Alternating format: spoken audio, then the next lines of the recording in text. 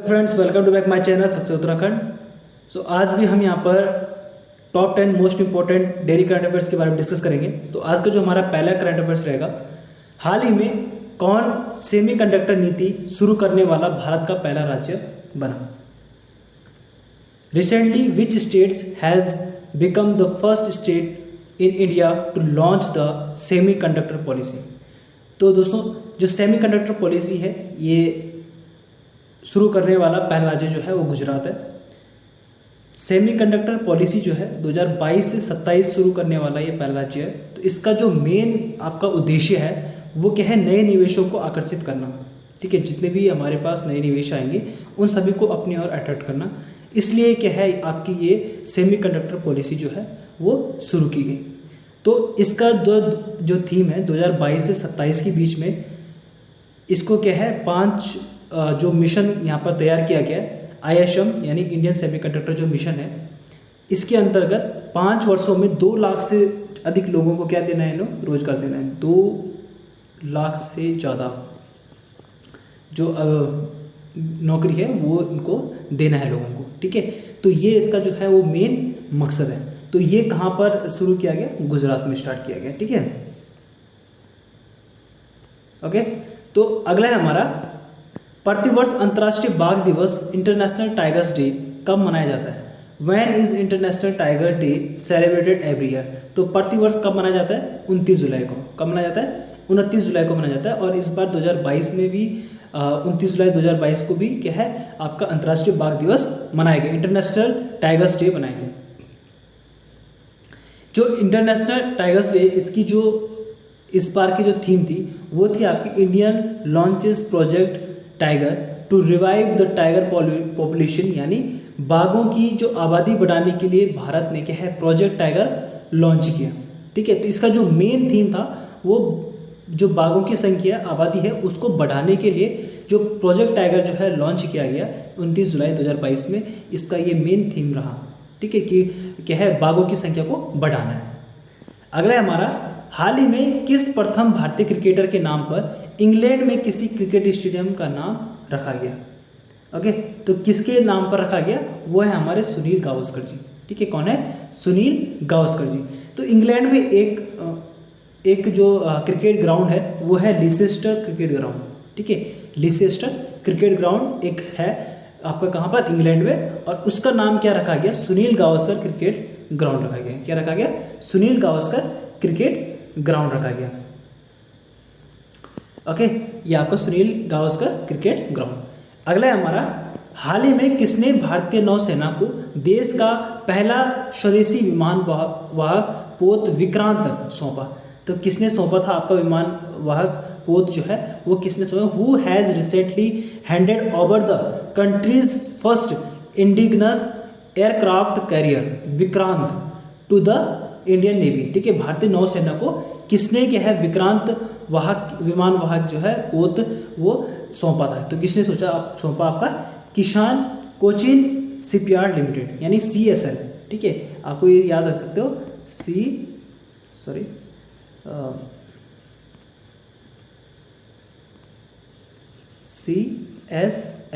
ठीक है, ये आपको याद रखना, CSL कोचिन शिपयार्ड लिमिटेड। ठीक है, कोचिन शिपयार्ड लिमिटेड, इसके द्वारा क्या है ये सौंपा गया था, किसको, भारतीय नौसेना को। ओके, तो इसके बारे में अगर हम बात करें तो जो विक्रांत ये है ये INS विक्रांत के रूप में भी शामिल किया गया। अगला हमारा, किस भारतीय प्रौद्योगिकी संस्थान ने भारतीय भाषा प्रौद्योगिकी को बढ़ावा देने के लिए AI4 भारत में नीलेकणी केंद्र की शुरुआत की है। Which Indian institute of technology has launched AI4 Nilekani center in India to promote Indian language technology. ठीक है, टेक्नोलॉजी में जो इंडियन लैंग्वेज है AI4, ये नीलेकनी सेंटर में भारत में किसने प्रमोट किया। ठीक है, तो किसने किया था, आपका भारतीय प्रौद्योगिकी संस्थान मद्रास। ठीक है, जो IIT मद्रास जो आपका है, ठीक है, IIT मद्रास जो है इसने आपका क्या किया था, AI4 भारत में नीलेकणी केंद्र में शुरुआत की थी। ठीक है, अगर इसकी बात करें हम तो ये 28 जुलाई को नंदन नीलेकणी ने संस्थान के परिसर में उद्घाटन किया था। किसने, नंदन नीलेकणी। ठीक है, ये एक संस्थान है और इसकी जो एक परिसर है वहाँ पर क्या है इसकी AI4 लैंग्वेज की शुरुआत की गई। ठीक है, वहाँ पर इसका क्या गया उद्घाटन किया गया था। और ओपन सोर्स लैंग्वेज के विकास के लिए एक पहल के रूप में AI4 भारत का गठन किया गया। ठीक है, किसका? Open source language. आपकी जो ओपन सोर्स लैंग्वेज है, ओपन सोर्स लैंग्वेज, ठीक है, ओपन सोर्स लैंग्वेज है, उसके लिए क्या है एक पहल के रूप में इसकी शुरुआत की गई। ठीक है, अगला है हमारा, भारत में कृषि जनगणना एग्रीकल्चर सेंसस कितने वर्षों के अंतराल में आयोजित की जाती है? In India the agriculture census is conducted in the interval of how many years.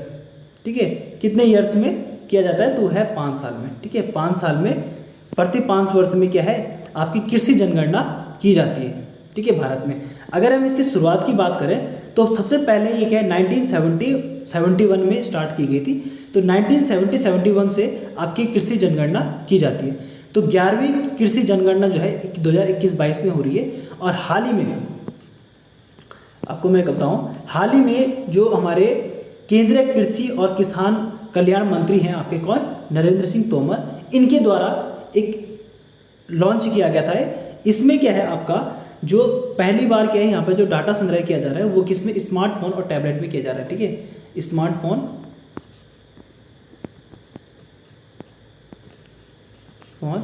और या टैबलेट में। ठीक है, जो आपकी कृषि जनगणना है वो किसके अंदर आपका डाटा संग्रह किया जा रहा है? स्मार्टफोन या टैबलेट के अंदर किया जा रहा है। तो एक एप्लीकेशन लॉन्च किया है, किसने किया? आपका जो हमारा जो केंद्रीय कृषि और किसान कल्याण मंत्री जो है उनके द्वारा क्या है इसे लॉन्च किया जा रहा है। ओके, तो इसके अंतर्गत क्या है आपका जो डाटा संग्रह है, ठीक है, आपका जो डाटा संग्रह है किसका? आपका जो कृषि जनगणना का डाटा है वो किस में संग्रहित किया जा रहा है? मोबाइल, स्मार्टफोन या टैबलेट में संग्रहित किया जा रहा है। ठीक है, तो किसके द्वारा? आपका नरेंद्र सिंह तोमर के द्वारा। ठीक है, आपको याद रखना है कि सबसे पहले कब इसकी शुरुआत की गई थी जनगणना, कृषि जनगणना की? तो 1970-71 में शुरुआत की गई थी। ओके, क्या 1970-71 में शुरुआत की गई थी। और अभी 2011-21-22 में कौन सी जनगणना की गई? 11वीं कृषि जनगणना की गई। ठीक है, 11वीं कृषि जनगणना की गई।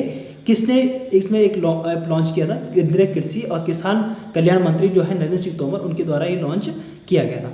और अगर हम बात करें तो कितने वर्ष के अंतराल में जो है आपकी कृषि जनगणना की जाती है? तो 5 वर्ष के अंतराल में कृषि जनगणना की जाती है। ओके, आगे हमारा तड़ोगा टाइगर रिजर्व।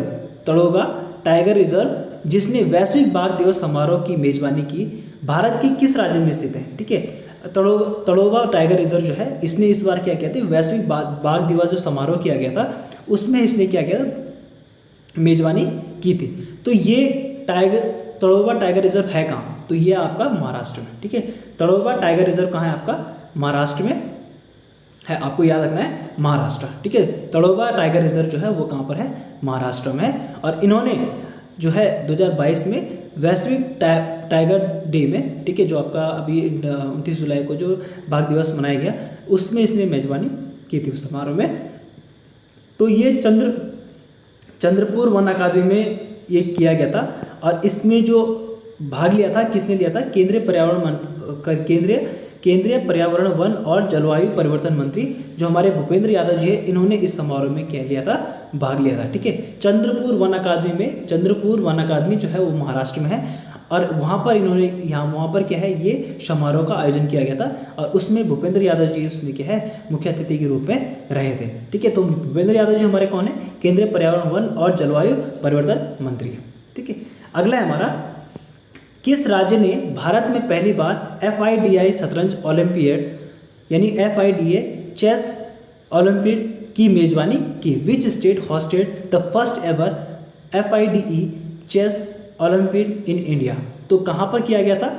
आपका शतरंज का जो ओलंपिक खेल है वो कहाँ पर किया जा रहा है? तमिलनाडु में किया जा रहा है। ठीक है, तो ये जो ओलंपिक खेल है, ठीक है, FIDE शतरंज का, तो ये हमारा जो है 44वां शतरंज ओलंपियाड गेम है जिसकी मेजबानी इस बार कौन कर रहा है, भारत कर रहा है। तो भारत में कौन सी जगह पर होगा, आपका तमिलनाडु में होगा, ठीक है।